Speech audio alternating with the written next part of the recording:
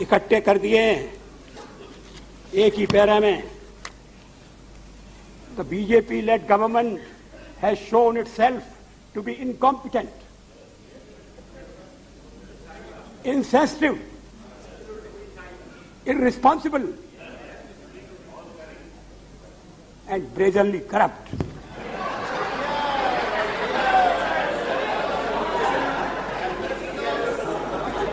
राजनीतिक क्षेत्र में जो आपके साथ कंधे से कंधा लगाकर काम कर रहे हैं, इसी देश में मतभेद होंगे, उनके बारे में यह आपका मूल्यांकन है? मतभेदों को प्रकट करने का यह तरीका है? ऐसा लगता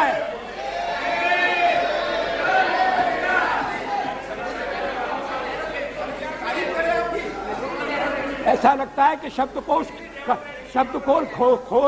खोल कर बैठे गए हैं और उसमें से ढूंढ कर शब्द निकाले गए हैं।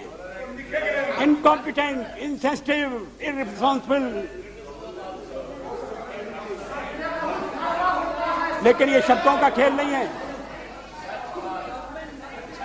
It is a government that has betrayed the mandate of the people. हम यहां लोगों से चुन के आए हैं और जब तक लोग चाहेंगे हम रहेंगे। आपका मैंडेट कौन होता है हमारा फैसला तय करने वाला? It is a government that has betrayed the mandate. किसने आपको जज बनाया है? आप यहां तो शक्ति परीक्षण के लिए तैयार नहीं है। अब जब असेंबली के चुनाव होंगे तब हो जाएंगे दो हाथ।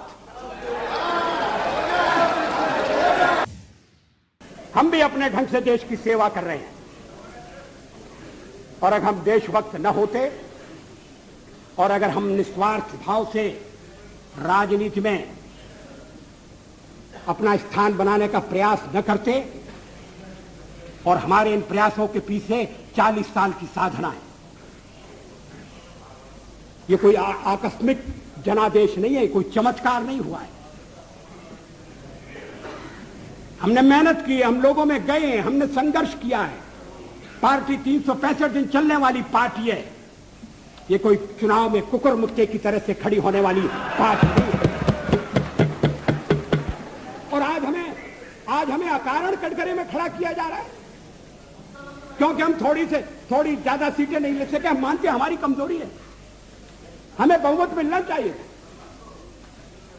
राष्ट्रपति ने हमें अवसर दिया, हमने उसका लाभ उठाने की कोशिश की है, हमें सफलता नहीं मिली, वो अलग बात है।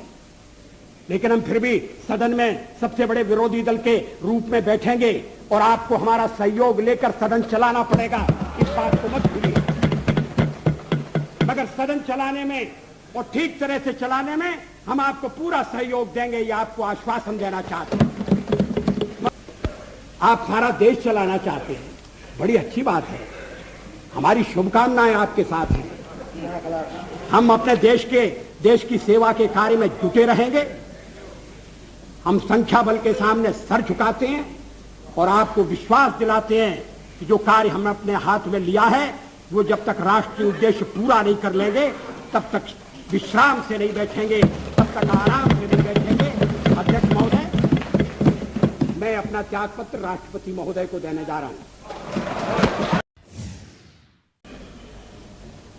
जब जेनेवा में मानवाधिकारों के सम्मेलन में कश्मीर के सवाल को हमारे पड़ोसी ने उठाने का फैसला किया तो फिर उस समय के प्रधानमंत्री श्री नरसिंह राव की नजर मेरे ऊपर गई कि मैं वहां जाकर भारत का प्रतिनिधित्व करूं। हमारे पड़ोसी देश के लोगों को बड़ा आश्चर्य हुआ, वहां के नेताओं को बड़ा ताज्जुब हुआ। किसी नेता ने कहा भी कि भारत का लोकतंत्र विचित्र लोकतंत्र है कि प्रतिपक्ष का नेता अपनी सरकार के पक्ष को रखने के लिए जेनेवा जाता है और एक हमारा प्रतिपक्ष का नेता है जो देश के भीतर ही ऐसी कठिनाइयां पैदा करता है जिससे अंतर्राष्ट्रीय बाधाएं और उत्पन्न होती हैं। लोगों ने कहा कि नरसिंह राव जी सरल आदमी नहीं है, बड़े चतुर आदमी हैं, ये मत समझिए कि वो केवल देश की एकता का प्रदर्शन करने के लिए भेज रहे हैं। कहीं कहीं उनके मन में यह भी हो सकता है कि अगर जेनेवा में बात नहीं बनी और खिलाफ प्रस्ताव पास हो गया तो दोष में हिस्सा बटाने के लिए वाजपेयी भी बलि का बकरा बनाया जा सकता है। मैंने इस पर विश्वास नहीं किया।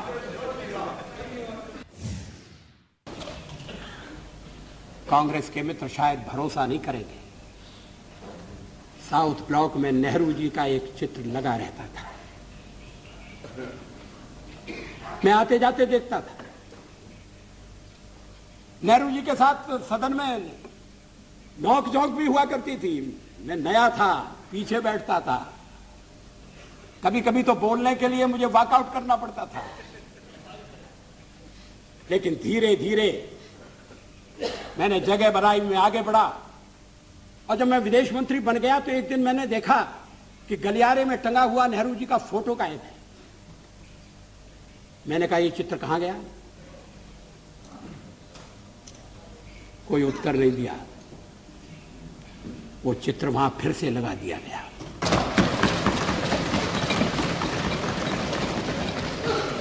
क्या इस भावना की कद्र है? क्या देश में ये भावना पनप है? ऐसा नहीं है कि नेहरू जी से मतभेद नहीं थे, और मतभेद चर्चा में गंभीर रूप से उभर कर सामने आती थी। मैंने एक बार पंडित जी से कह दिया था कि आपका एक मिला जुला व्यक्तित्व है और आप में चर्चिल भी है और चैम्बरलेन भी है। वो नाराज नहीं हुए। शाम को किसी बैंक्वेट में मुलाकात हो गई और उन्होंने कहा आज तो बड़ा जोरदार भाषण दिया, और हंसते हुए चले गए। आजकल ऐसी आलोचना करना दुश्मनी को दावत देना। लोग बोलना बंद कर देंगे। क्या एक राष्ट्र के नाते हम मिलकर काम नहीं कर सकते?